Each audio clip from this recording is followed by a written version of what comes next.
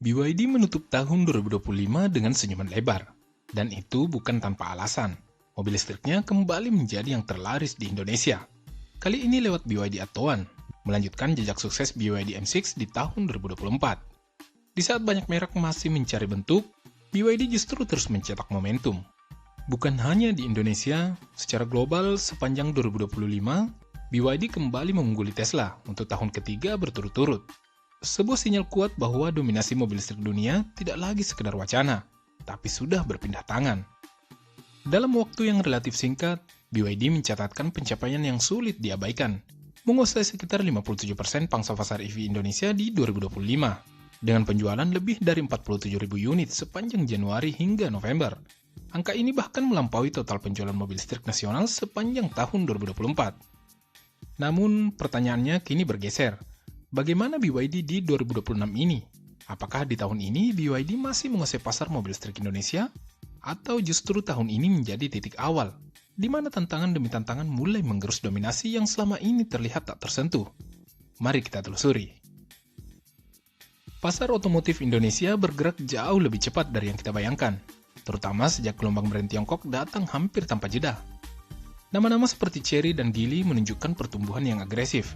Mereka tidak lagi sekedar pelengkap pasar, tapi mulai tampil sebagai penantang serius yang siap menggerus dominasi BYD, baik dari sisi harga, fitur, maupun variasi produk. Tekanan itu belum berhenti di sana. Di tahun 2026 ini, merek Jepang seperti Toyota dan Suzuki dikabarkan mulai menyiapkan langkah yang lebih konkret lewat model EV terbaru mereka.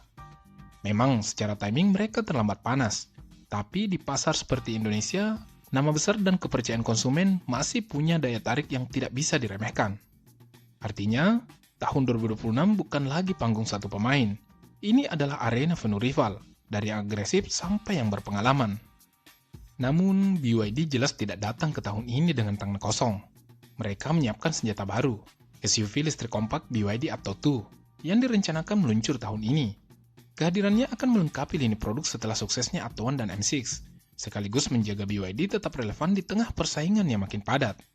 Pertanyaannya kini bukan soal siapa yang datang, melainkan seberapa kuat BYD mempertahankan posisinya ketika tekanan datang dari segala arah. Memasuki awal 2026, peta permainan mulai berubah. Pemerintah tidak lagi memberikan insentif untuk mobil listrik berstatus CBU atau impor utuh, dan ini otomatis menempatkan BYD dalam posisi yang lebih menantang. Tanpa insentif, potensi kenaikan harga hampir tak terhindarkan. Model seperti Attoan yang selama ini dikenal seharga LCGC, berisiko kehilangan senjata utamanya. Jika harga naik, daya tarik mass market BYD bisa perlahan terkikis. Namun situasinya belum langsung memukul. Untuk awal 2026, harga BYD dikabarkan masih bertahan karena adanya stok kendaraan dengan NIK 2025. Selama stok ini belum habis, harga jual kemungkinan besar belum berubah. Dan hingga saat ini, harga resmi di situs BYD juga masih sama. Di sisi lain, BYD masih mendapat dukungan dari pemerintah Tiongkok. Meski subsidi pembelian langsung telah dihapus, bentuk insentif lain tetap berjalan dan memberi ruang bagi BYD untuk menekan biaya produksi. Artinya, BYD masih punya amunisi untuk bertarung di perang harga EV Indonesia. Harapan berikutnya datang dari pabrik BYD di Subang. Jika mulai beroperasi di kuartal pertama 2026, BYD tak lagi bergantung pada impor CBU dan berpeluang mendapat insentif baru dari pemerintah Indonesia. Namun tantangan besarnya tetap ada.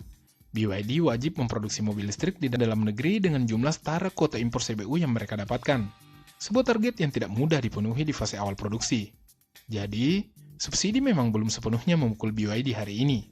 Namun dampaknya jelas menunggu di depan mata dan akan sangat menentukan arah permainan mereka di 2026. Di balik harga jual mobil listrik, ada satu komponen paling menentukan, baterai. Dan disinilah tantangan berikutnya menunggu BYD. Mobil BYD menggunakan baterai blade berbasis LFP dengan litium sebagai bahan baku utama. Masalahnya dalam beberapa waktu terakhir, harga litium global naik signifikan, didorong oleh lonjakan permintaan EV dan energi terbarukan, sementara pasokannya semakin terbatas. Dampaknya cukup jelas, biaya baterai berpotensi naik, dan ini bisa memaksa BYD meninjau ulang strategi harga, bahkan membuka kemungkinan sebagian beban dialihkan ke konsumen. Namun, posisi BYD tidak sepenuhnya rentan. Mereka memiliki keunggulan besar berupa integrasi vertikal. Lebih dari 70% komponen, mulai dari baterai hingga chip, diproduksi sendiri secara in-house, memberi BYD ruang menekan biaya jauh lebih efisien dibanding pabrikan yang bergantung pada pemasok eksternal. Menariknya, meskipun baterai blade tidak menggunakan nikel, BYD telah menyatakan komitmen untuk mempelajari pemanfaatan nikel Indonesia di masa depan. Langkah ini sejalan dengan program hilirisasi nikel dan peningkatan TKDN, sekaligus membuka peluang efisiensi biaya jangka panjang. Rencana pembangunan pabrik baterai BYD di Indonesia juga menjadi sinyal kuat upaya lokalisasi rantai pasok dan pengurangan ketergantungan impor dari Tiongkok.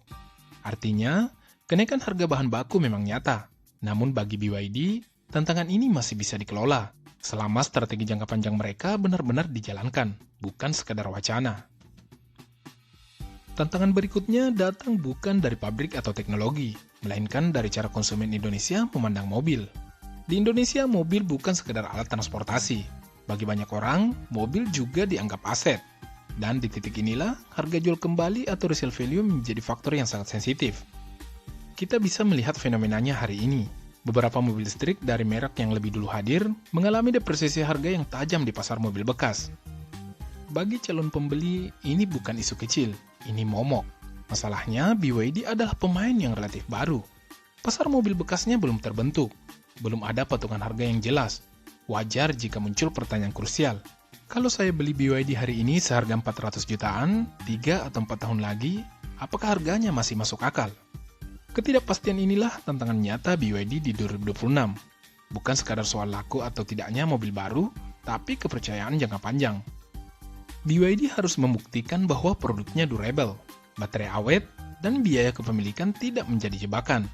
Karena jika harga bekasnya ikut terjun bebas seperti kompetitor lain, konsumen yang rasional secara finansial akan berpikir dua kali, seberapa canggih pun produknya hari ini. Konsumen Indonesia itu unik. Kalau sudah percaya pada satu merek, kekurangannya sering dimaafkan. Tapi ketika kepercayaan runtuh, sebagus apapun produknya bisa langsung ditolak. Dan disinilah tantangan terbesar BYD berada. Setelah lonjakan penjualan awal yang impresif, PR BYD justru semakin berat. Menjaga kepercayaan di tengah berbagai isu. Salah satunya soal garansi baterai, yang oleh sebagian konsumen dianggap tidak sederhana. Ada batas kilometer tahunan, kewajiban servis di bengkel resmi, sementara jaringan bengkel sendiri belum merata. Kekhawatiran soal biaya servis resmi juga masih membayangi, meski mobil listrik dikenal minim perawatan. Masalahnya, semua ini belum bisa dibuktikan dalam waktu singkat. BYD baru sekitar 2 tahun hadir di Indonesia, sehingga pembuktian soal daya tahan produk dan konsistensi layanan masih membutuhkan waktu. Kepercayaan tidak lahir dari klaim, tapi dari pengalaman jangka panjang. Tantangan berikutnya bahkan lebih sensitif, keselamatan. Beberapa laporan kebakaran mobil BYD sempat mencuat, termasuk kasus BYD Seal di Jakarta dan kejadian serupa di Thailand.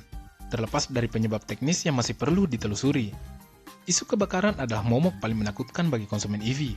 Di titik ini, persepsi bisa jauh lebih berbahaya daripada fakta. Karena itu, kontrol kualitas harus benar-benar kuat, terlebih saat pabrik BYD di Indonesia mulai beroperasi. Tantangannya bukan sekedar memproduksi mobil lebih murah, tapi memastikan standar keselamatan dan kualitas tetap terjaga, atau bahkan meningkat. Sebab pada akhirnya, harga bisa menarik perhatian, teknologi bisa memikat, tapi kepercayaanlah yang menentukan apakah konsumen akan bertahan. Kita kembali ke pertanyaan awal, apakah di tahun 2026 ini BYD masih menguasai pasar mobil listrik Indonesia? Jika melihat kekuatan yang mereka miliki hari ini, mulai dari skala global, lini produk yang relevan, hingga keunggulan biaya, jawabannya sebenarnya cukup jelas. Peluang BYD untuk tetap berada di puncak pasar EV Indonesia masih sangat terbuka lebar. Namun dominasi bukan sesuatu yang abadi. Agresivitas kompetitor Tiongkok lain bisa saja membalikkan keadaan dalam waktu singkat. Di sisi lain, brand Jepang yang selama puluhan tahun membangun kepercayaan di Indonesia juga perlahan mulai bergerak masuk ke era elektrifikasi. Dan di pasar yang secepat dan sedinamis Indonesia, satu keputusan yang keliru baik soal harga, kualitas, layanan, maupun komunikasi bisa langsung menggeser posisi siapapun, termasuk BYD. Jadi, mungkin pertanyaannya bukan lagi apakah BYD masih kuat hari ini, melainkan seberapa cermat BYD menjawab tantangan-tantangan di depan. Bagaimana menurut Anda? Apakah BYD masih akan menguasai pasar EV Indonesia di 2026? Atau justru dominasinya mulai tergerus oleh brand Tiongkok lain? Tulis pendapat Anda di kolom komentar, dan sampai jumpa di video berikutnya.